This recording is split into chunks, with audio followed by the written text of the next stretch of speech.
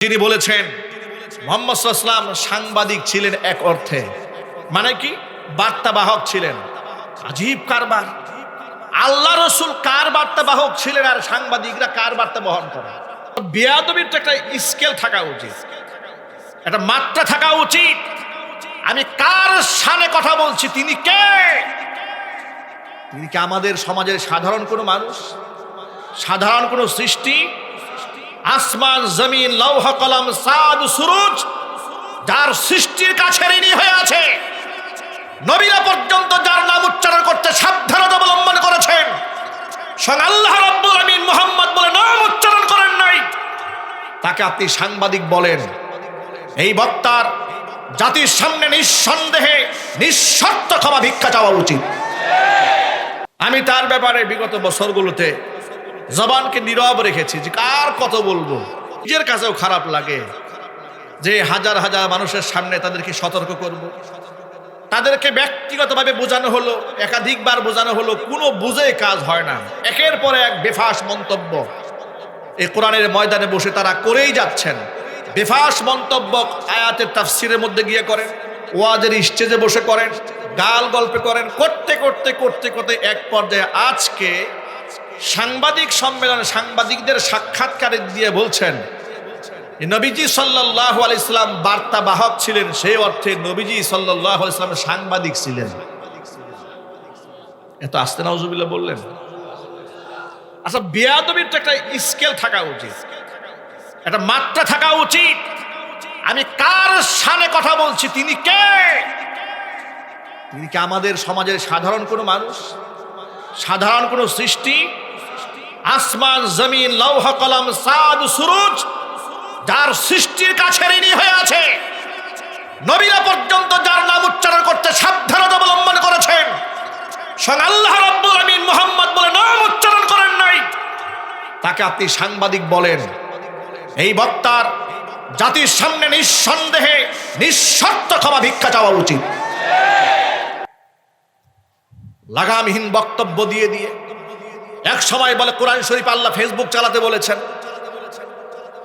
আল্লাহ পাক like comment করতে বলেছেন, আরেকবার বলে কোরআন শরীফ আল্লাহ আওয়ামী লীগ এবং বিএনপির নাম বলেছেন, আরেকবার বলে অমুক নায়িকার দিকে বিসমিল্লাহ বলে একটু তাকাবেন।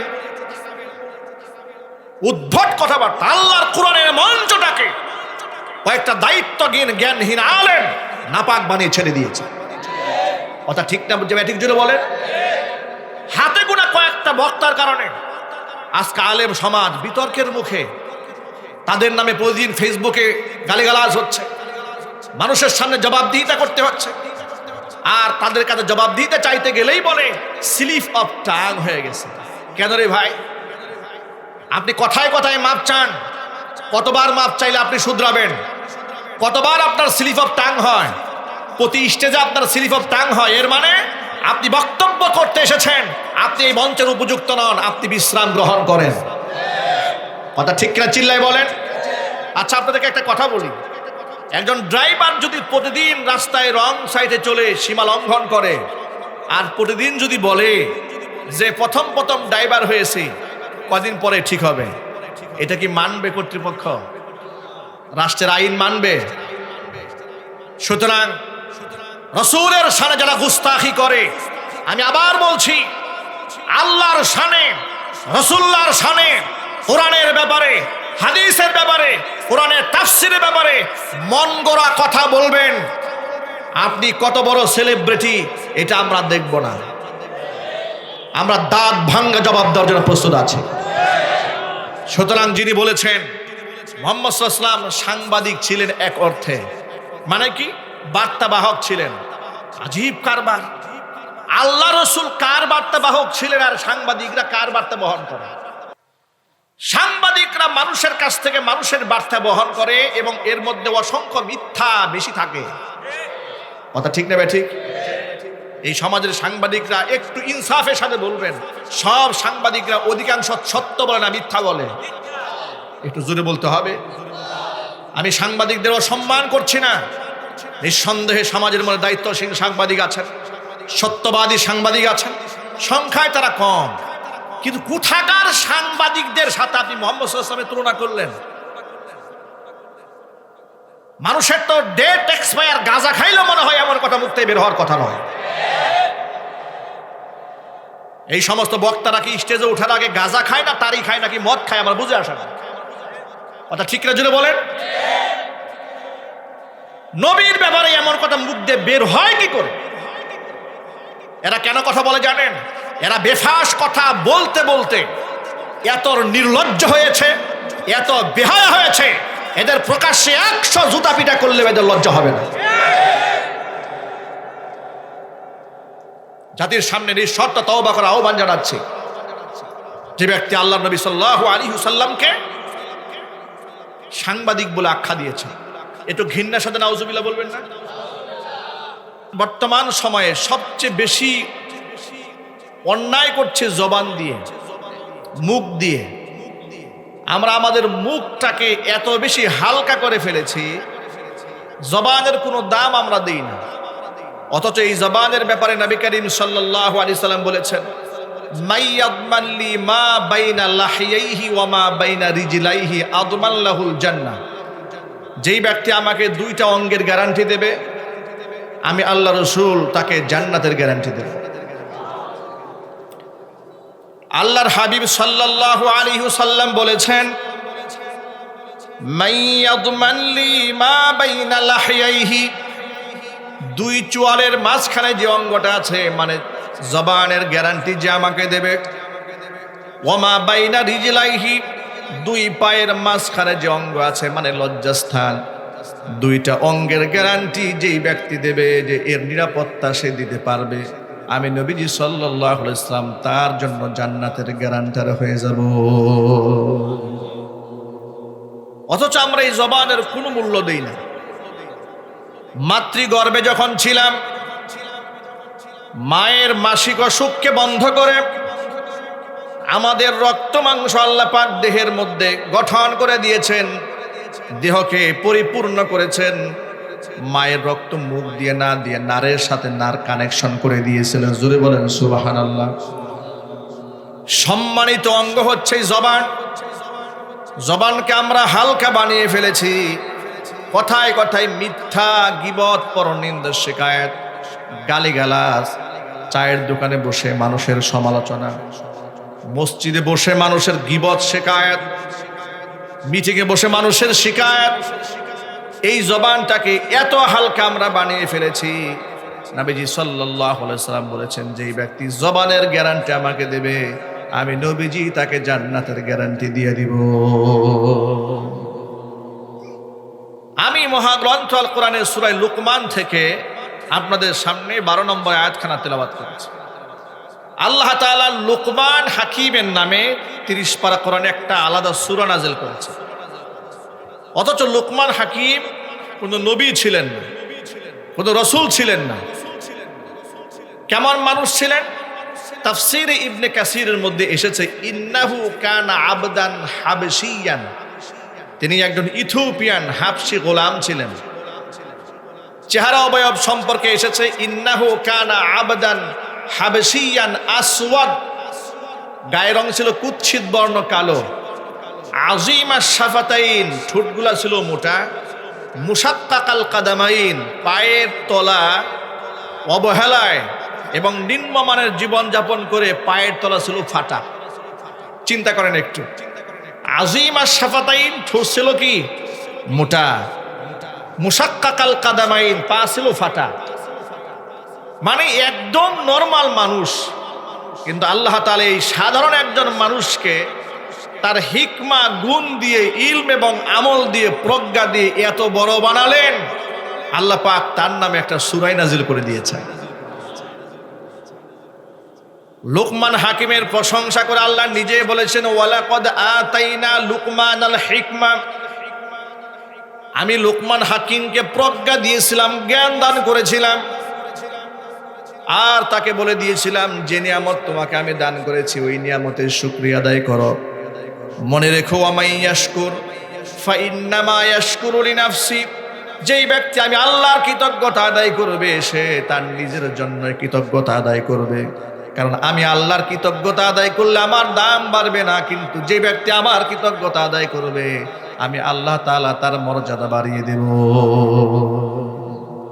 লোকমান হাকিম কালো মানুষ, আবার পা ফাটা, ঠোঁটগুলা মোটা। লোকেরা উপহাস করে বলতো, এই লোকমান কি বিশ্রী গায়ের রং। তিনি বলতেন, আমার গায়ের রংটা কালো হলে কি হবে, আমার মনটা আয়নার মতো স্বচ্ছ। ঠোঁটগুলো মোটা নিয়ে লোকেরা উপহাস করে বলতো যে কেমন মোটা মোটা ঠোঁট। তিনি বলতেন, আল্লাহ তাআলা আমাকে মোটা ঠোঁট দিয়েছেন, কিন্তু আল্লাহ তাআলা এই মোটা ঠোঁট দিয়ে এত সূক্ষ্ম সূক্ষ্ম কথা বের করেন যা শোনার জন্য হাজার হাজার মানুষ জড়ো হয়ে যায়। একটু চিৎকার দিয়ে কন না সুবহানাল্লাহ। লোকমান হাকিম এত বড় মহান ব্যক্তিত্বে পরিণত হয়েছিলেন, আল্লাহ পাক তার শানে আয়াত নাজিল করলেন, তার নামে সূরা নাজিল করলেন। তার উপদেশ বাণীগুলা বিশ্ব মানবতার জন্য আল্লাহ পাক তুলে ধরলেন। কত দামি মানুষ তিনি হয়েছিলেন। তিনি যখন কথা বলতেছিলেন, মরু প্রান্তরে হাজার হাজার মানুষ জমা হয়ে বসে তার বয়ান শুনছিলেন।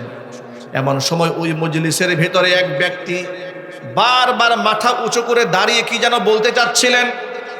এই যে দেখেন, আপনারা এখানে বসে আছেন, অনেক মানুষ, মনের মধ্যে কোনো প্রশ্ন জাগলেই যিনি আলোচনা করছেন তাকে কি প্রশ্ন করা কি সহজ?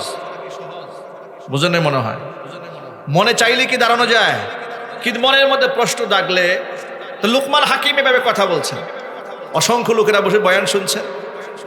একজন পিছন দিকে খালি এরকম করে মাথা উঁচু করে, অনেক মানুষ মাথা উঁচু করে কি যেন বলতে চায়।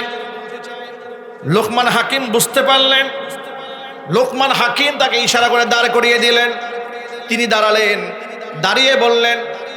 তিনি যখন দাঁড়ালেন, লোকমান হাকিম তাকে বললেন, কিছু বলবেন আপনি? তিনি বললেন, নিশ্চয় বলতে চাই, যদি আপনি অভয় দেন। যদি আপনি আমাকে অভয় দেন তাহলে আমার মনে একটা প্রশ্ন বারবার ঘুরপাক খাচ্ছে, কিন্তু বলতে সাহস পাচ্ছি না। তিনি বলেন, নিঃসন্দেহে আপনি বলুন, কি বলবেন আপনি বলুন। তিনি বললেন, হুবহু আপনার মতোই চেহারা দেখতে, আপনার মতোই গায়ের রং। একটা ছেলে দীর্ঘদিন আমার সাথে মরু প্রান্তরে ভেড়া বকরি দুম্বা চড়িয়েছে, রাখাল ছিল, গোলাম ছিল, একেবারে হুবহু আপনার মতোই দেখতে। আমার মনের মধ্যে সন্দেহ যাচ্ছে না ওই গোলামটা আবার আপনি নাকি। লোকমান হাকিম এ কথা শুনে হাজার হাজার মানুষের ভিড়ে বলছেন, হ্যাঁ, যে লোকটা তোমার সাথে ছাগল চড়াইতো আমি সেই লোকমান হাকিম। সুবহানাল্লাহ বলবেন না? আচ্ছা, মানুষ বড় হলে অতীত স্বীকার করতে চায়? বড় হয়ে গেলে অতীত স্বীকার করতে চায় না? স্বীকার করতে চায় না। বলে আমরা বাপদাদার আমল থেকে জমিদার, অহংকার প্রদর্শন করে। কিন্তু লোকমান হাকিম সবার সামনে বলেন, হ্যাঁ, আমি সেই ব্যক্তি যিনি তোমার সাথে ছাগল চড়াইতো। তিনি বললেন, আমি সেই ছাগলের রাখাল, আজও ছাগলের রাখাল রয়ে গেলাম। আপনি লোকমান হাকিম হয়ে গেলেন, আপনি এত বড় পণ্ডিত হলেন, এত জ্ঞানী হলেন যে আপনার কথা শোনার জন্য গরমে এত মানুষ বসে থাকে, কারণটা কি? লোকমান হাকিম তখন বলেছিলেন, আল্লাহর বান্দা শোনো, কয়েকটা গুণের ওপর আমি আমল করেছিলাম। ওই আমলগুলা যদি তুমি করতে পারো, আল্লাহ তাআলা তোমাকেও লোকমান হাকিম বানিয়ে দিবে। লোকমান হাকিম এক নাম্বার বললেন, শোনো, আমি আমার জবানকে মূল্যবান বানিয়েছি। আমি আমার এই জবান থেকে অনর্থক একটি কথাও কখনো বলিনি। আল্লাহ তাআলা আমার জবানকে এত মর্যাদাপূর্ণ বানিয়ে দিয়েছেন, জবান থেকে যা বের হয় আল্লাহ পাক মঞ্জুর করে নিয়ে না। আমি কখনো মিথ্যা কথা তো বলি না, গীবত শিকার তো প্রশ্নই আসে না। আমি অনর্থক কোনো কথাই বলি না। আল্লাহ পাক এই মর্যাদা আমাকে দান করেছেন, এক নাম্বার। দু নম্বর, আমি যে আমল করেছি, আমি আমার চোখের হেফাজত করেছি। আমি আমার চোখের খিয়ানত কখনো করিনি। দু নাম্বার আমল। তিন নাম্বার আমল, আমি আমার জীবনে কোনো মেহমানকে কখনো তুচ্ছ তাচ্ছিল্য করিনি। সারা জীবন মেহমানদেরকে আমি সম্মান দান করেছি। জোরে কোন সুবহানাল্লাহ। এই কয়েকটা গুণের উপর আমি আমল করেছি। ও আল্লাহর বান্দা, তুমি যদি গুণগুলার উপরে আমল করো, আল্লাহ পাক তোমাকেও লোকমান হাকিম বানিয়ে দিবে। লোকমান হাকিম যখন কৃতদাস ছিলেন, তার চাল চলনে, সে জ্ঞানী মানুষ তো খুব কম কথা বলেন, গুরুত্বপূর্ণ কথা ছাড়া কোনো কথা বলেন না। আপনাদেরকে সবসময় একটা থিম বলে দেই, যারা জ্ঞানী তারা কথা কম বলে এবং ভেবে চিন্তে কথা বলে, আর মূর্খ মানুষ কথা বলে বেশি, ভুলও করে বেশি। কথা ঠিক কিনা জোরে বলেন? অতি কঠোর বেশি কথা যিনি বলেন তার তত ভুল হয়। আর জ্ঞানী মানুষ কথা কম বলেন, বলার সময় হিসাব করে কথা বলেন। আর প্রকৃত মুমিন যারা, তারা প্রত্যেকে জ্ঞানী হবে, হিসাব করে কথা বলবে। কারণ ইমানদারের বিশ্বাস হচ্ছে আমি যা বলছি প্রত্যেকটা শব্দ শুধু এখানে ক্যামেরায় রেকর্ড হচ্ছে না, আমার সাথে নিযুক্ত রেকর্ডকারী ফেরেশতা আছে না ভাই? একটু জোর আওয়াজে বলুন। কিছুদিন আগে দেখেছি এক ব্যক্তি নামাজে দাঁড়িয়েছে, নাম বলবো না, অনেক ফেমাস চেহারা। নামাজে দাঁড়ানোর সময়, নামাজের সময় একবার এদিক তাকায় সেদিক তাকায়, এরপরে সূরা কেরাত যেমন খুশি তেমন পড়েছে। নামাজ যখন শেষ হলো, ফেসবুকে তারকে নিয়ে অনেক লেখালেখি হলো। তখন তিনি জবাব দিয়ে বলছে যে আমার সামনে যে ক্যামেরা ছিল এটা তো আমাকে আগে বলে নাই। নাউজুবিল্লাহ বলবেন না। নামাজে দাঁড়িয়েছে, উনি বলছেন যে আমার সামনে যে ক্যামেরা ছিল এটা আমাকে আগে বলে নাই, তাহলে তো আমি এটা খুব ভালো করে নামাজটা পড়তাম।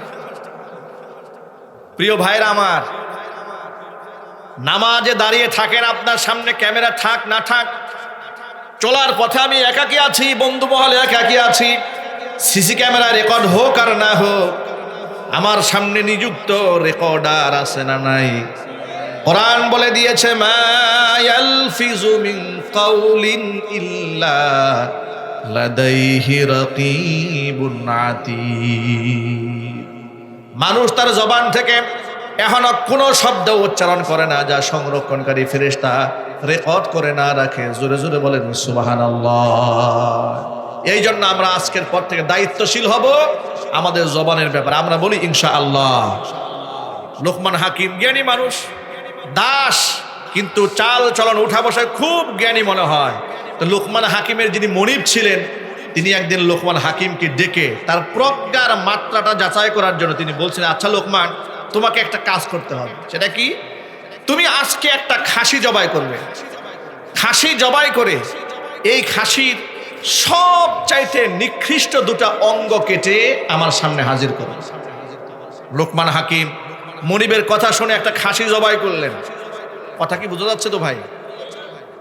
খাসি জবাই করে গোটা দেহ থেকে দুটা নিকৃষ্ট অঙ্গ কেটে মনিবের সামনে হাজির করলেন। মনিব তাকায় দেখেন লোকমান হাকিম খাসির জিহ্বা কেটে নিয়ে এসেছেন, আর খাসির কলিজা কেটে মনিবের সামনে হাজির করে দিয়েছেন। মনিব জিজ্ঞেস করলো, লোকমান, ব্যাখ্যা করে বলো, দেহের মধ্যে লজ্জাস্থান আছে, লিঙ্গ আছে, পা আছে, সব বাদ দিয়ে তুমি জিহ্বা কেন কেটে আনলাম? কলিজা কেন কেটে আনলাম? লোকমান হাকিম তার মনিবকে ডেকে বলছেন, মনিব শুনে রাখুন, একটা দেহের মধ্যে সব চাইতে নিকৃষ্ট অঙ্গ এই দুটা যদি নষ্ট হয়ে যায়, গোটা দেহটাই নষ্ট হয়ে যায়। সবচেয়ে নিকৃষ্ট এই অঙ্গ দুটা, এই দুটা নষ্ট হয়ে গেলে দেহ সে সব পচে যায়। যার কল্প নষ্ট হয়, যার জবান নষ্ট হয়। এই জন্য দেহের মধ্যে সবচেয়ে নিকৃষ্ট অঙ্গ এই দুটো। কিছুদিন চলে গেছে, যাওয়ার পরে লোকমান হাকিমের মনিব আবার লোকমানকে ডেকে বলছে, লোকমান, তুমি আজকে আরেকটা খাসি জবাই করবে। খাসি জবাই করে ওই খাসির সবচাইতে উৎকৃষ্ট মানের দুটা অঙ্গ কেটে আমার সামনে নিয়ে আসবে। লোকমান হাকিমের মনিবের কথা শুনে লোকমান এবার আরেকটা খাসি জবাই দিলেন। আবার তিনি সর্ব উৎকৃষ্ট দুটা অঙ্গ কেটে মনিবের সামনে হাজির করে দিয়েছেন। লোকমানের মনিব তাকায় দেখেন সর্বনিকৃষ্ট অঙ্গ কাটার কথা বললে যে দুটা অঙ্গ কেটে নিয়ে এসেছিলেন, সর্ব উৎকৃষ্ট অঙ্গ কাটার কথা বলার পরেও তিনি একই অঙ্গ দুটা কেটে নিয়ে এসেছে। জিজ্ঞেস করে, লোকমান, কয়েকদিন আগে বললাম খারাপ অঙ্গ কাটতে, জিহ্বা কাটলে, আর কল্ব কেটে নিয়ে আসলে, হৃৎপিণ্ড কেটে নিয়ে আসলে, আবার আজকে ভালো অঙ্গ কাটতে বললাম, তুমি এই দুটাই কাটলে কেন? লোকমান হাকিম ব্যাখ্যা করে বলছেন, মনিব শোনেন, দেহের মধ্যে এই দুটা অঙ্গ হচ্ছে এমন দুটি অঙ্গ যে এর চেয়ে ভালো অঙ্গও হতে পারে না, আর এর চেয়ে খারাপ অঙ্গও হতে পারে না। যার কলিজা সুন্দর, যার জবান সুন্দর, সে মানুষটা সুন্দর। যার কলিজা খারাপ, যার জবান খারাপ, তার চাইতে নিকৃষ্ট মানুষ আসমানে এসে জমিনের উপর আর হতে পারে না। কথা ঠিক নেবে ঠিক জোরে বলেন। দেখেন অনেক সময় লোকেরা অনেক সময় রাগ করে, কালো মানুষ যদি খারাপ কাজ করে, মন্তর যদি খারাপ হয়, লোকেরা বলে ওর দিলও কালা, ওর দেহ কালা, ওর ভেতরও কালা, বাহিরও কালা। আবার সুন্দর মানুষ যদি খারাপ কাজ করে, কি বলে জানেন? উপরে সাদা হলে কি হবে, মনটা একদম কালা। কথা ঠিক না ভাই? লোক মুখে বলে। এই জন্য অন্তর পরিচ্ছন্ন হওয়া এটা ইমানদারদের বিরাট একটা অর্জন। আমাকে অন্তর পরিশুদ্ধ রাখতে হবে, এই জবানকে পরিশুদ্ধ রাখতে হবে। আপনি কি আন্দাজ করেন তো, আল্লাহর নবী সাল্লাল্লাহু আলাইহি ওয়াসাল্লাম 63 বছর হায়াতে একটা মিথ্যা শব্দ উচ্চারণ করেন নাই। সুবহানাল্লাহ, বাড়ি গিয়ে বলেন। আচ্ছা, এটা কোনো স্বাভাবিক ঘটনা মনে হয় আপনার কাছে যে একটা মানুষ জীবনে একটা মিথ্যাও বলে নাই? আল্লাহু আকবার জোরে বলেন। তিনি মানুষ ছিলেন, আমার আপনার মতো সাধারণ মানুষ ছিলেন না, তিনি মহামানব ছিলেন। কথা ঠিক নেবে? ঠিক, মহামানব ছিলেন, যার দরুন তার তুলনা তিনি নিজেই, তার সাথে পৃথিবীর কারো তুলনা করা যায় না। তিনি মানুষ ছিলেন, কিন্তু কোন মানুষের সাথে তার তুলনা হয় না। নবী ছিলেন, কিন্তু অন্য নবীদের সাথেও তার তুলনা হয় না। তিনি ছিলেন ইমামুল মুরসালিন, রাহমাতুল লিল আলামিন, খাতামুল আম্বিয়া, নবিয়ুনা মুহাম্মাদুর রাসূলুল্লাহ সাল্লাল্লাহু আলাইহি ওয়াসাল্লাম। আল্লাহ পাক তাকে নবী কুল শিরোমণি বানিয়েছিলেন। আল্লাহ পাক তাকে এত বেশি মর্যাদা দিয়েছিলেন, আল্লাহ তাআলা নিজে তার নবীকে সাধারণ মানুষের মতো ডাক দেন নাই, নিজে তার নবীকে বড় মর্যাদা দিয়ে ডেকেছেন। জোরে জোরে বলেন আল্লাহু আকবার। কথা বলার একটা কারণ আছে, খুব গভীর মনোযোগ সে কথাটা শুনবেন। এই কোরআনে আল্লাহ তাআলা সমস্ত নবীদেরকে নাম ধরে সম্বোধন করেছেন, যেমন ইয়া জাকারিয়া, ইয়া ইয়াহইয়া, ইয়া মূসা, ইয়া ঈসা, ইয়া ইব্রাহিম, এভাবে নাম ধরে ধরে নবীদেরকে সম্বোধন করেছেন। কিন্তু 30 পারা কোরআনে একটা জায়গার মধ্যে খুঁজে পাবেন না আল্লাহ পাক তার নবীকে ইয়া মুহাম্মদ বলে ডাক দিয়েছেন। নিজে আল্লাহর নবীকে আল্লাহ নিজের নাম ধরে তো ডাক দেনই নয়, আবার মানুষেও যেন রসুলকে সাধারণ মানুষের মতো করে ডাক না দেয়, হারাম ঘোষণা করে দিয়েছেন।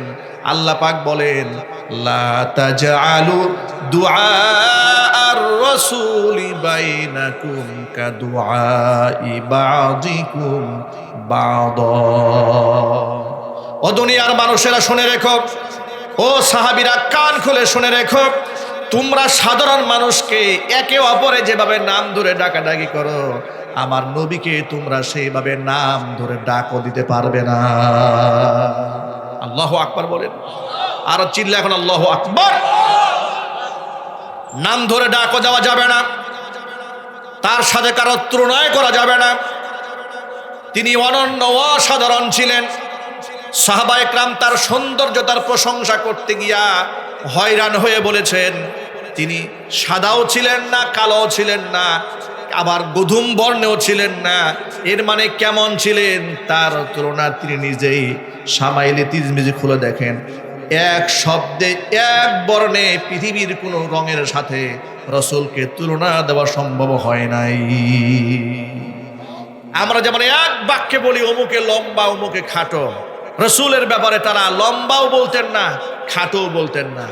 বলতেন তিনি লম্বাও ছিলেন না, খাটোও ছিলেন না। এর মানেটা কি? এর মানে হচ্ছে পৃথিবীতে এমন একক কোনো শব্দ নাই যেই শব্দ দিয়ে রসুলকে পরিচিত করা যায়। চিল্লায় এখন আল্লাহু আকবার। পৃথিবীতে এমন কোনো একক কোনো রং নাই যে এক রং দিয়ে আপনি রসুলের সৌন্দর্যতা বলে ফেলবেন।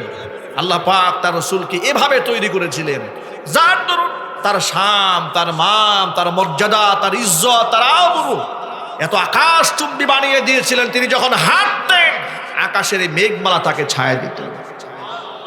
তিনি মৃত গাছের নিচে বসলে তার সম্মানে মৃত গাছ জিন্দা হয়ে তাকে শাখা পাখা পাতা পল্লবে সুশোভিত হয়ে তাকে ছায়া দিত। এত বেশি সম্মান আল্লাহ পাক তার নবীজিকে দান করেছিলেন। ওই নবীজি সাল্লাল্লাহু আলাইহি সাল্লামের শানে কথা বলতে গেলে জবান হেফাজত করে কথা বলতে হবে। এই জবানের মধ্যে নবীজির নাম বড় ইজ্জতের সাথে উচ্চারণ করতে হবে। জোরে বলেন ঠিক কিনা? আল্লাহ রাসূল সাল্লাল্লাহু আলাইহি ওয়াসাল্লাম সম্পর্কে স্বয়ং আল্লাহ কি বলেন শোনেন, যে আমার নবী কেমন বার্তাবাহক ছিলেন। শোনো আমার নবী কেমন বার্তাবাহক। ওয়ামা ইয়ানতিকু আনিল হাওয়া ইন হুয়া ইল্লা ওয়াহিয়ু ইউহা। আমার নবী নিজের পক্ষ থেকে কোনো কথাই বলেন না, কথা যা বলেন আমার পক্ষ থেকে ওহীর মাধ্যমে যা জানাই দেই সেটাই জাতির সামনে জুড়ে পৌঁছায় দেন। জোরে জোরে বলেন সুবহানাল্লাহ। সেই রাসূলের সাথে এই সমাজের সাংবাদিকদের তুলনা হয়। নাউজুবিল্লাহ পড়েন, আরো চিৎকার দিয়ে এখন নাউজুবিল্লাহ। আল্লাহ এই সমস্ত দায়িত্ব জ্ঞানহীন বক্তাদেরকে হেদায়েত দান করুন এবং তাদের জবানের অনিষ্টতা থেকে, ফিতনা থেকে, ফাসাদ থেকে মুসলিম উম্মাহকে হেফাজত করুন। আমার প্রিয় ভাইয়েরা, আল্লাহর নবী সাল্লাল্লাহু আলাইহি ওয়াসাল্লাম আল্লাহর পক্ষ থেকে সিদ্ধান্তের অপেক্ষায় কিভাবে থাকতেন লক্ষ্য করেন। একবার এক ইহুদি দৌড়ায় এসেছে রাসূলের কাছে, এসে বলল, মুহাম্মদ আপনার কাছে একটা বিচার নিয়ে এলাম। নবীজি জিজ্ঞেস করলেন, কার নামে বিচার নিয়ে এলে? ইহুদি বলে, আপনার সাহাবী আবু বকর সিদ্দিকের নামে বিচার নিয়ে এসেছি। কেন? আমার আবু বকর কি করেছে? তাকাই দেখেন, আমার গালে থাপ্পড় দিয়ে গালটা লাল বানিয়ে দিয়েছে। নবীজি সাল্লাল্লাহু আলাইহি ওয়াসাল্লাম খুব অবাক হলেন। আবু বকর তোমাকে মেরেছে? বলে, হ্যাঁ আবু বকর মেরেছে। আবু বকর তো মারামারি করার লোক না, ঠান্ডা মাথার লোক, ধৈর্যশীল মানুষ। তিনি তো মারতে পারেন না, কাটতে পারেন না। এ কথা বলতে না বলতেই আবু বকর সিদ্দিক রাদিয়াল্লাহু তাআলা আনহু তার সামনে এসে হাজির। এসে বলছো, আল্লাহর নবী আপনি আমাকে একটুখানি পারমিশন দেন, আরেকটা থাপ্পড় দিয়ে ইহুদির বাম গালটা আমি লাল বানায় দেই। নবীজি সাল্লাল্লাহু আলাইহি ওয়াসাল্লাম অবাক বিস্ময়ে জিজ্ঞেস করলেন, আবু বকর আপনি তাকে মারেন কেন, মেরেছেন কেন? আপনি তো কারো গায়ে হাত তুলেন না। আবু বকর বললেন, নবীজি রাস্তা দিয়ে হেঁটে যাচ্ছিলাম, তাওরাত কিতাবের তালিম দিচ্ছিল, আমি তাকে বলেছিলাম, ওয়াইহাক ওয়াইলাক, তোমার জন্য ধ্বংস। তুমি একজন ইহুদি আলেম হয়ে মুহাম্মদ সাল্লাল্লাহু আলাইহি ওয়াসাল্লামের প্রতি ঈমান না এনে ইহুদিদেরকে সেই ভ্রান্ত কিতাবের দাওয়াত দাও। সে আমাকে বলল, তোমরা যে ফকির আল্লাহর দিকে যাকো, সেই ফকির আল্লাহর কোনো প্রয়োজন আমাদের নাই। আল্লাহকে ফকির বলে গালি দিয়েছে, সহ্য করতে পারি নাই, কষে থাপ্পড় মেরেছি। ও নবীজি সাল্লাল্লাহু আলাইহি সাল্লাম সে যদি আমাকে গালি দিত, আমাকে আঘাত করত, বদলাও নিতাম না, আঘাতও করতাম না। কিন্তু যেখানে আল্লাহকে গালি দিয়ে বসেছে, আল্লাহকে ফকির বলেছে, সহ্য করতে পারি নাই, আঘাত করেছি। নবীজি সাল্লাল্লাহু আলাইহি ওয়াসাল্লাম এবার ইহুদিকে জিজ্ঞেস করলেন, ইহুদিরে ফানহাস, তুমি কি আল্লাহকে ফকির বলে গালি দিয়েছ? ফানহাস বলে, ও মুহাম্মদ সাল্লাল্লাহু আলাইহি ওয়াসাল্লাম আমি আল্লাহকে ফকির বলে গালি দেই নাই, আবু বকর আমার নামে মিথ্যা কথা বানিয়ে বলছে। আপনারা একটু বলেন তো, আবু বকর মিথ্যা বলার সাহাবী? আরো জোর আওয়াজে বলেন। আবু বকর তো মিথ্যা বলতে পারেন না, মিথ্যা তিনি বলেন না। সিদ্দিক তার উপাধি, তিনি কি করে মিথ্যাবাদী হন? কিন্তু আল্লাহ রসুলের কাছে বিচার দেওয়া হয়েছে, নবীজি কোরআন দিয়ে বিচার করবেন। এবার আপনারা বলেন, নবীজি সাল্লাল্লাহু আলাইহি ওয়াসাল্লামের বিচার ব্যবস্থার মধ্যে কি জুলুম হওয়ার সম্ভাবনা আছে? আরো জোরে বলেন। স্বজন প্রীতি করার কি কোনো আশঙ্কা আছে? আবু বকর যেহেতু নিজের মানুষ, তার পক্ষে দলিল থাক আর না থাক, তার পক্ষে রায় দিয়ে দিলাম, এরকম হওয়া সম্ভব? সম্ভব নয়। বিচারক কিভাবে বিচার করবে? সাক্ষী প্রমাণের ভিত্তিতে। তিনি দেখবেন না তিনি আমার দলের কিনা, আমার মতের কিনা, আমার আদর্শের কিনা। এই জন্য আমরা সবসময় বলি যে ব্যক্তি জীবন থেকে শুরু করে পারিবারিক জীবন, রাজনৈতিক অঙ্গন, আন্তর্জাতিক অঙ্গন, রাষ্ট্রের সকল ক্ষেত্রে আল্লাহ রসুলের সুন্নাহকে বাস্তবায়ন করতে হবে। কথা ঠিক কিনা জুড়ে বলেন। জাতীয় সংসদ কোরআন দিয়ে চলুক, আপনারা চান না? বিচার ব্যবস্থা কোরআন দিয়ে চলুক, এটা আপনারা চান না? বিচার ব্যবস্থা কোরআন দিয়ে চললে নিরাপরাধ মানুষ জেলখানায় এক যেন থাকবে না। আর বিচার ব্যবস্থায় কোরআন না থাকার কারণে অপরাধীরা নাকের ডগায় ঘুরে বেড়াচ্ছে, খুঁড়িরা ঘুরে বেড়াচ্ছে, নিরাপরাধ মানুষগুলো জেলখানার কারারুদ্ধ অবস্থায় বছরের পর বছর আছে। বাস্তবতা আছে না নাই? ভাইরা আমার, আল্লাহ নবী সাল্লাল্লাহু আলাইহি ওয়াসাল্লাম কি বিচার করেন লক্ষ্য করেন। হুজুর তো কোরআন দিয়ে বিচার করবেন। আবু বকর তাকে থাপ্পড় মেরেছে, সাক্ষী আবু বকর নিজেই। কিন্তু ফানহাদ যে আল্লাহকে ফকির বলে গালি দিয়েছে, প্রমাণ কি? নবীজি সাল্লাল্লাহু আলাইহি ওয়াসাল্লাম আবু বকরকে বলেন, আবু বকর আপনি প্রমাণ পেশ করেন, ফানহাদ যে আল্লাহকে ফকির বলে গালি দিয়েছে, আপনার কোনো সাক্ষী আছে? আবু বকর বললেন, নবীজি যেখানে বসে সে আল্লাহকে ফকির বলে গালি দিয়েছে, যতগুলো মানুষ সেখানে ছিল সবগুলো ছিল ইহুদি, আমার পক্ষে তো একজনও নাই, সুতরাং আপনার কাছে আমি সাক্ষী দাঁড় করাতে পারবো না। এবার সাক্ষী যদি না থাকে, কোরআনের আইন তো বড় কঠিন আইন, হচ্ছে ওয়াল জুরুহা কিসাস, আঘাতের বদলা আঘাত। এর মানে যে রকম একটা আঘাত আবু বকর ফানহাসের গালে উঠায় দিয়েছে, হুবহু ওই রকম একটা আঘাত ইহুদি এবার হযরত আবু বকরের গালে উঠায় দিবে। জোরে কর নাউজুবিল্লাহ। রায়টা বড় কঠিন একটা রায় হয়ে যাচ্ছে। ইহুদির হাত উঠবে আবু বকরের গালে। আল্লাহর নবী বারবার আসমানের দিকে তাকাচ্ছিলেন, আল্লাহর পক্ষ থেকে কোনো ফয়সালা আসে নাকি।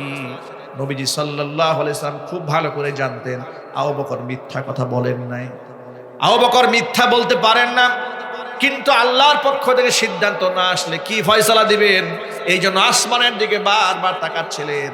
আল্লাহ পাক জিবরাইল আমিনকে পাঠাই দিলেন, জিবরাইল যা আমার দোস্তরে গিয়া জানাই দে আবু বকরের পক্ষে পৃথিবীর কোনো মানুষের সাক্ষীর প্রয়োজন নাই, আবু বকরের পক্ষে সাক্ষী আমি আল্লাহ নিজেই হইয়া গেলাম। আল্লাহ তাআলা আয়াত নাযিল করে দিলেন, লাকাদ সামিআল্লাহু কাওলাল্লাযীনা ক্বালু ইন্নাল্লাহা ফাকীরুন ওয়া নাহনু আগনিয়া। নিশ্চয় আমি আল্লাহ শুনে নিয়েছি, অবশ্যই আমি শুনেছি কাওলাল্লাযীনা ক্বালু, ওই সমস্ত ব্যক্তিদের কথা যারা বলেছে ইন্নাল্লাহা ফাকীরুন ওয়া নাহনু আগনিয়া, নিশ্চয় আল্লাহ হচ্ছেন ফকির, আমরা হলাম ধনী। জোরে জোরে বলুন নাউজুবিল্লাহ। আবু বকরের পক্ষে সাক্ষী কে হলেন? আল্লাহ পাক সাক্ষী হয়ে গেলেন।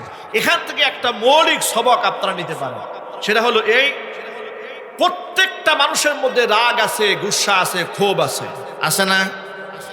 ব্যক্তিগত রাগে আপনি ধৈর্য ধারণ করবেন, ওয়াল কাযিমিনাল গায়জ ওয়াল আফিনা আনিন নাস ওয়াল্লাহু ইউহিব্বুল মুহসিনিন। আল্লাহ বলেছেন ক্রোধকে যারা নিয়ন্ত্রণ করে, রাগ এবং গুসাকে আপনি নিয়ন্ত্রণ করবেন, ওয়াল আফিনা আনিন নাস, মানুষদেরকে ক্ষমা করে দেবেন। রাগ গুসা নিয়ন্ত্রণ করবে। ব্যক্তি স্বার্থে আঘাত লাগলে, নিজের ব্যক্তি স্বার্থে আঘাত লেগেছে, ধৈর্য ধরেন, সবর করেন, রাগকে কন্ট্রোল করেন। কিন্তু ধর্মীয় ব্যাপারে যদি আঘাত হয়, আল্লাহর ইজ্জতে যদি আঘাত আনে, নবীজি সাল্লাল্লাহু আলাইহি ওয়াসাল্লামের সম্মানে যদি আঘাত আসে, তখন আর চুপ থাকার কোনো সুযোগ নাই। কথা ঠিক কিনা যদি বলেন? আবু বকরের মতো মানুষ যিনি ক্ষমা করতে জানেন, তিনি সবর করেন নাই, হাত তুলেছেন। সুতরাং আমাদের বার্তা বড় স্পষ্ট, আমাদের ব্যক্তি স্বার্থে আঘাত লাগলে আমরা চুপ থাকতে জানি, কোরআনের স্বার্থে আঘাত লাগলে আমরা গর্জে উঠতে জানি। কথা ঠিক কিনা? সুতরাং অপূর্ব পাল নামক যে কুলাঙ্গার নর্থ সাউথ ইউনিভার্সিটিতে আল্লাহর কোরআন মারিয়েছে, আল্লাহর কোরআন ছিঁড়েছে, আল্লাহর কোরআন পাড়িয়েছে, আল্লাহর কোরআনের সাথে বেয়াদবি করেছে, এই কুলাঙ্গারকে ফাঁসির কাষ্ঠে ঝুলাবার আগ পর্যন্ত বাংলাদেশের একজন মুসলমানের কলিজা ঠান্ডা হতে পারে না।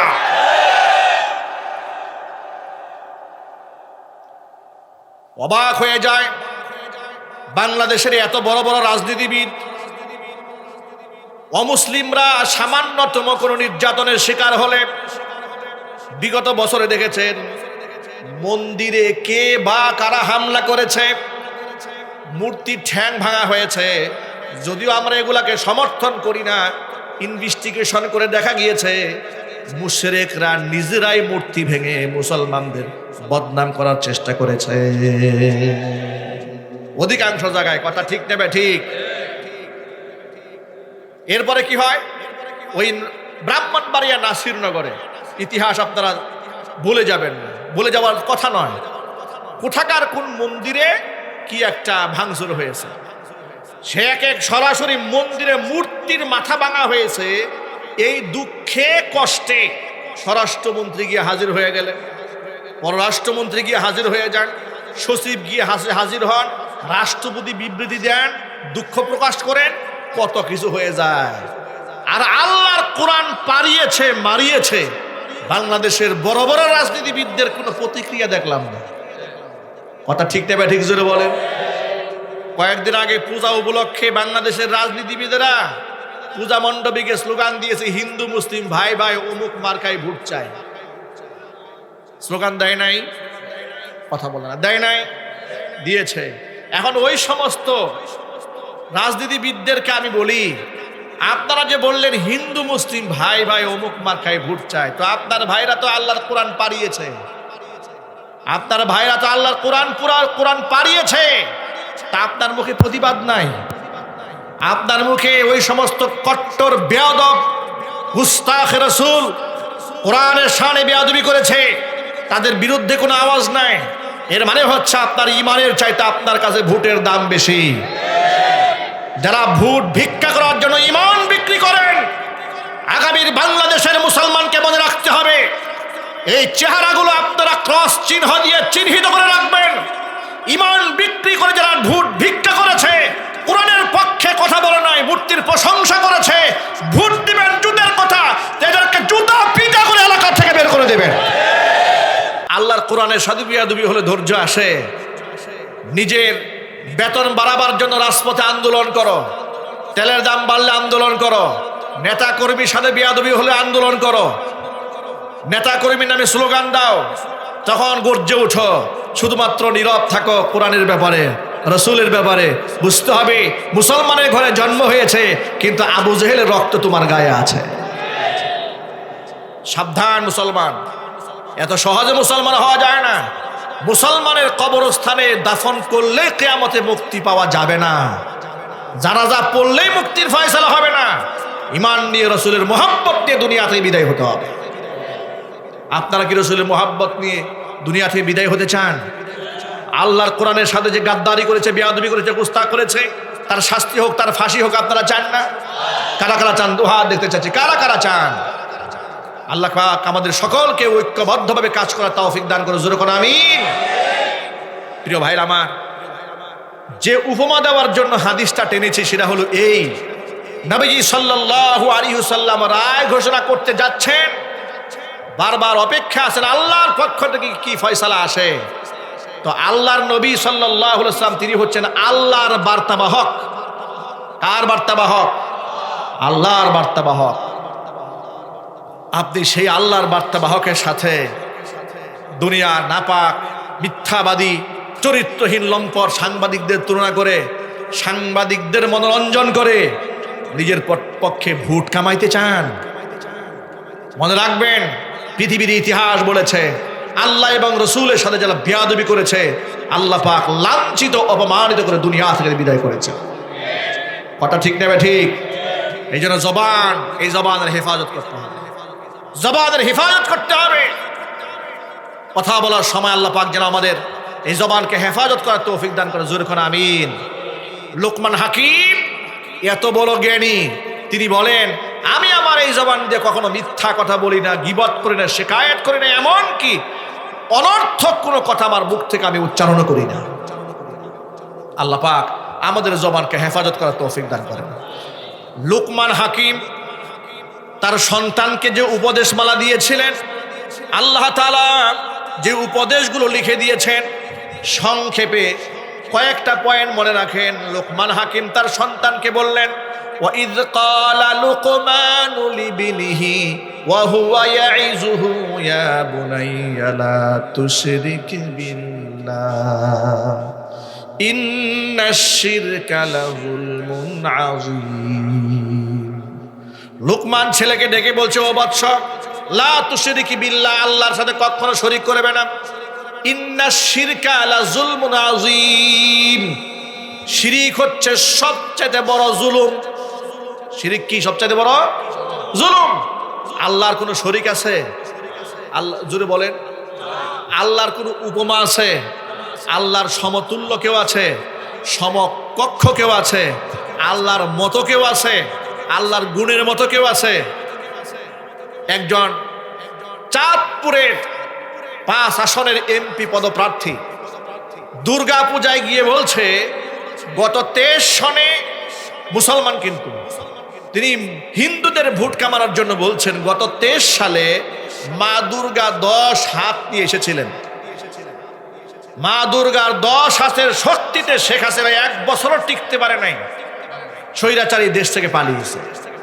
এই জন্য মা দুর্গার কাছে আমরা ঋণী। একটু জোরে নাউজুবিল্লাহ বলবেন না? এটা কোনো মুসলমানের আকীদা হতে পারে? চিল্লায় বলেন।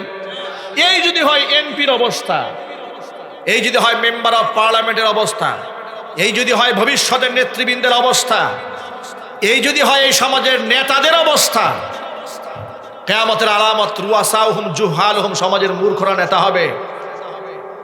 জুলাই আগস্টের বিপ্লবে বাংলাদেশের একটা আমূল সাধন হয়েছে, পরিবর্তিত হয়েছে।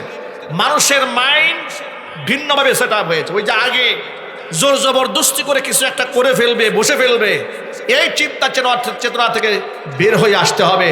এদেশের মানুষ এখন সচেতন হতে শিখেছে।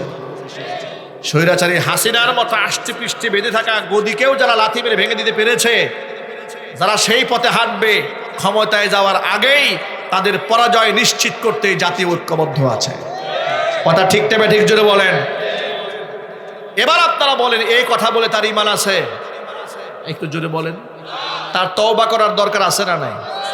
এখানে ক্ষান্ত হন নাই। তিনি কি বলেন শোনেন। তিনি বলছেন, আমরা মুসলমান, আমাদের মৃত্যুর পরে আমাদেরকে গুরু এই কবরে মাদফন করা হয়, জানাজা দেওয়া হয়। আর আপনারা হিন্দু, আপনাদের মৃত্যুর পরে চিতায় পোড়ানো হয়। আপনাদের চিতায় পোড়ানো হবে কিয়ামতের দিনে, আপনারা উঠবেন, আমরা উঠব। আপনারা ভালো আমল করলে আপনারা ভালো কিছু পাবেন, আমরা ভালো আমল করলে ভালো কিছু পাবো। এটা মুসলমানের বিশ্বাস হতে পারে? একটু আপনারা জোর আওয়াজে বলেন, সমস্ত মুশরিকরা জান্নাতি না জাহান্নামী? চিল্লায় বলেন। এই নেতা বলছেন এরাও নাকি কিয়ামতের মুক্তির ফয়সালা পেয়ে যাবে। এগুলা মাইকে বলছেন, অনলাইনে সোশ্যাল মিডিয়াতে ভাইরাল হচ্ছে এগুলো। সুতরাং এত বড় জাহেল, এত বড় মূর্খ, ইমানের ঠিক নাই, আকীদার ঠিক নাই, আল্লাহ পরকালের সম্পর্কে কোনো ধারণাই নাই, এইরকম জাহেল যদি নেতা হয়, রডের পরিবর্তে বাস্ট ঢুকবেই। ঠিক কিনা? এরাই দেশ বিক্রি করে বিদেশে পাড়ি জমায়, এরাই বিদেশে বেগম পাড়া বানায়, হাজার কোটি টাকার মালিক এরাই হয়, এরাই রাষ্ট্রের 12টা বাজায়। কিন্তু আগামীর বাংলাদেশকে আমরা আর ঝুঁকির মুখে ফেলতে দেব না ইনশাল্লাহ। একটু আওয়াজ দিয়ে বলেন না ইনশাল্লাহ। আগামীর বাংলাদেশে ন্যায় এবং ইনসাফ প্রতিষ্ঠিত হবে। কোন মুশরিক, কোন তাগুত, কোন কাফের বেঈমানের দালাল, কোন মুশরিকের দালাল, কোন পূজারী মুসলমানের সন্তান হয়ে পূজা মণ্ডপে ভোট ভিক্ষা করে এমন কোন মানুষের হাতে মুসলিম সমাজের নেতৃত্ব আমরা তুলে দেব না। কথা বলতে হবে মুসলমান, ঠিক কিনা?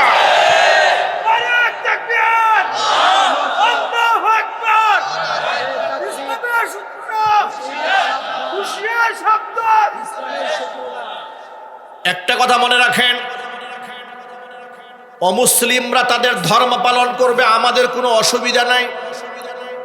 ইসলাম বলে দিয়েছে, ইসলাম স্পষ্ট বলেছে, লা ইকরাহা ফিদ্দিন, ধর্মের মধ্যে জবরদস্তি নাই, মানে অমুসলিমকে জোর করে আপনি মুসলমান বানাবেন এই অধিকার আপনাকে দেওয়া হয় নাই। ঠিক কিনা বলেন? এদের সমালোচনাও করতে বলা হয় নাই। কিন্তু মুসলমানের সন্তান হয়ে আকীদা বিসর্জন দেবেন, অন্ততপক্ষে মুসলমান হিসেবে আমরা সেটা বরদাস্ত করব না। যে দুর্গায় বিশ্বাসী সে আল্লাহ বিশ্বাসী হতে পারে না। ভগবান আর আল্লাহ কি এক? একটু কথা বলতে হবে। ঈশ্বর আর আল্লাহ এক। অতএব আকীদার ক্ষেত্রে কোনো ছাড় নাই। কথা মনে থাকবে। আপনার হিন্দু প্রতিবেশী আছে, কথা একটু ঠান্ডা মাথায় বোঝেন। অমুসলিম প্রতিবেশী আছে, তার সাথে আপনার সুন্দর আচরণ করে ইসলাম নিষেধ করে নাই।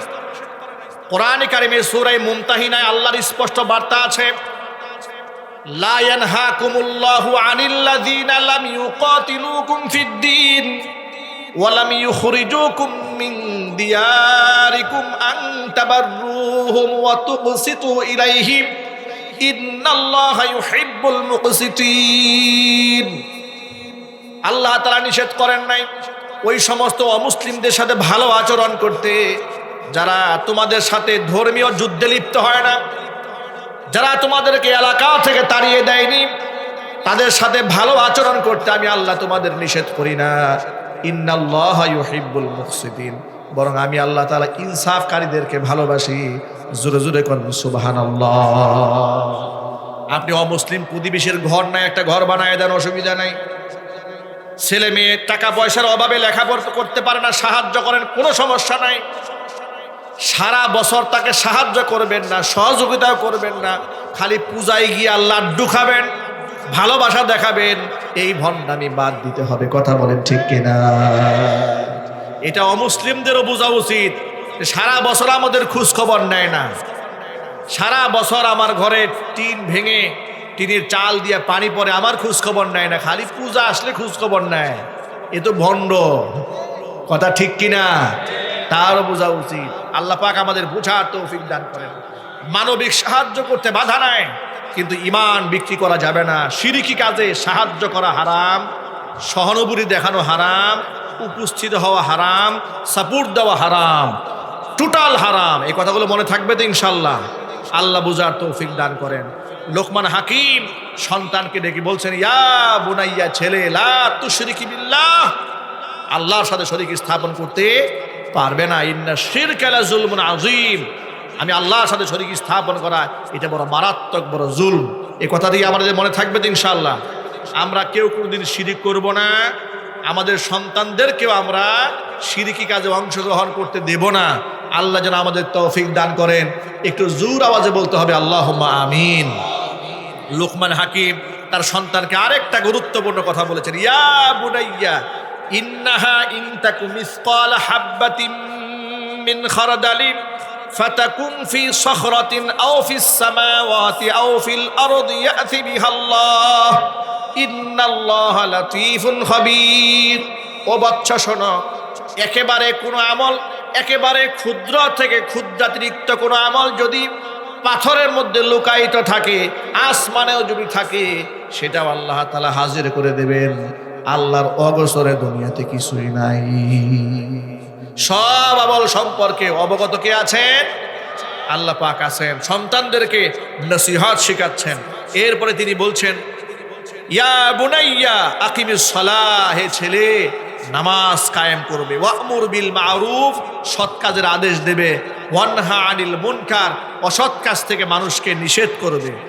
এরপরে আল্লাহ পাক বলছেন, ওয়াসবির আলা মা সাবাক, বিপদ আসলে ধৈর্য ধারণ করবে। ইন্না যালিকা মিন আজমিল উমুর, এটা হচ্ছে একটা মজবুত বিষয়, দৃঢ় প্রত্যয়ের বিষয়।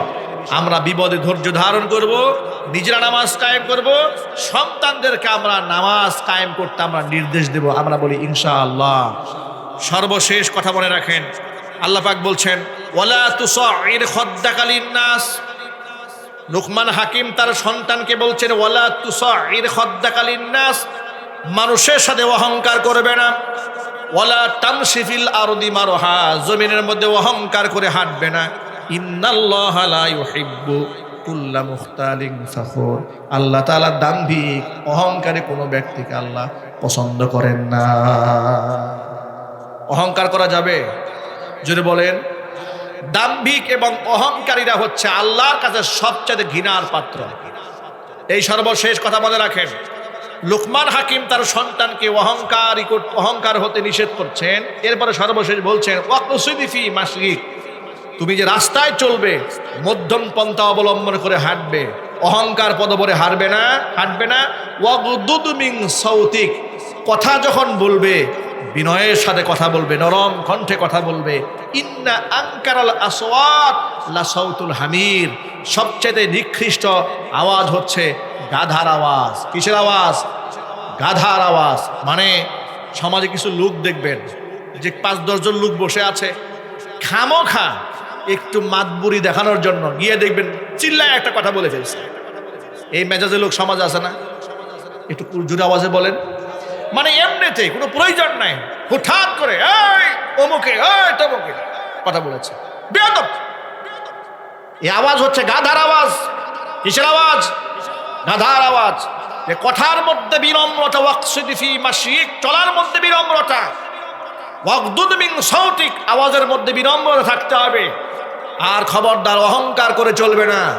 অহংকারের পরিণতি কি হয়েছে? যুগ যুগ ধরে সমস্ত অহংকারীরা ধ্বংস হয়েছে। কথা ঠিক নেবে ঠিক? অহংকারীরা শুধু পরকালেই ধ্বংস হবে তা নয়, পরকালে অহংকারীদেরকে আল্লাহ তাআলা পিঁপড়ার আকার দেবেন, আর হাসরের মাঠে যত মানুষ থাকবে তাদের পায়ের নিচে পিষ্ট করবেন। ঘৃণার সাথে বলেন নাউজুবিল্লাহ। আর অহংকার করা কত বড় গুনাহ। হাদিসে কুদসিতে এসেছে, আল কিবরিয়া উরিদাই ওয়াল আজমাতু ইজারি, অহংকার হচ্ছে আমার গায়ের চাদর, বরত্ব হচ্ছে আমি আল্লাহর পরনের লুঙ্গি।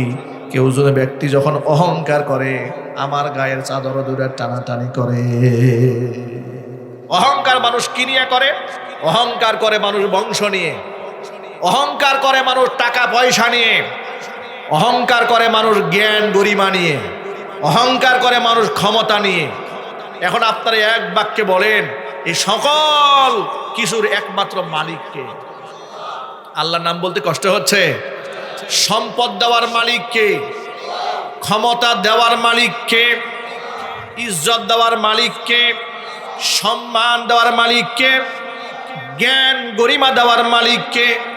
তো আল্লাহর দেওয়ার নিয়ামত পেয়ে আপনার তো বিনয়ী হওয়ার কথা ছিল, আপনার তো আল্লাহর শুকরিয়া আদায় করার কথা ছিল। অহংকার কেন করতে গেলেন?